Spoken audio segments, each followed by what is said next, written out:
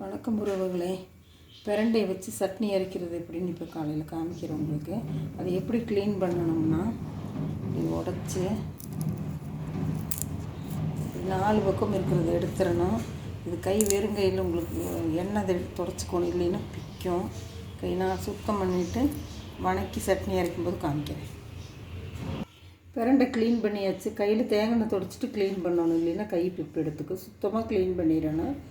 உளுந்து பருப்பு, கடலைப்பருப்பு, கொத்தமல்லி, சீரகம், புளி, பூண்டு தட்டி வச்சுருக்கேன், பெரிய வெங்காயம், அவ்வளோதான். தேங்காய் வச்சுருக்கேன், மிளகாய், தேங்காய். இதை நல்லா எண்ணெயில் பொரித்து எடுத்துடணும். வாங்க பார்க்கலாம். தேங்காய் எண்ணெய் ஊற்றிக்கலாம். சட்டி காஞ்சிருச்சு.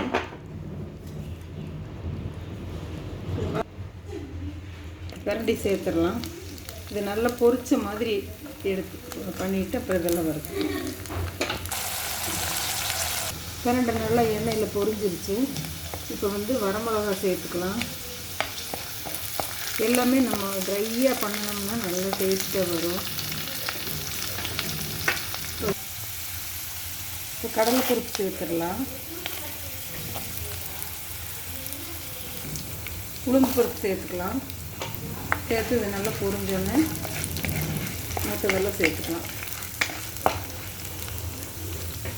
மல்லி சேர்த்துக்கலாம், கொத்தமல்லி சேர்த்துக்கலாம், சீரகம் சேர்த்துக்கலாம். இது ஒரு வணக்கிட்டு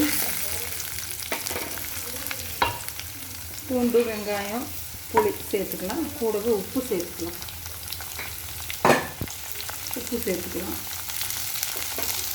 இதை வதக்கிட்டு அரைச்சிட்டு உங்களுக்கு காட்டுறேன். இப்போ தேங்காய் சேர்த்துக்கலாம். லாஸ்ட்டாக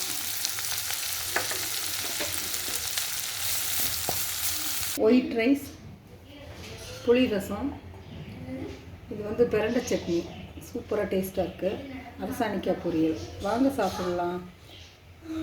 இங்கே காலையில் இவ்வளோ நேரம் க்ளீன் பண்ணி எடுத்து வச்சு சூப்பராக டேஸ்ட்டாக இருக்குது. லைக் பண்ணுங்கள், ஷேர் பண்ணுங்கள், சப்ஸ்கிரைப் பண்ணுங்கள், பெல் பட்டன் அமுத்துங்க. தேங்க்யூ.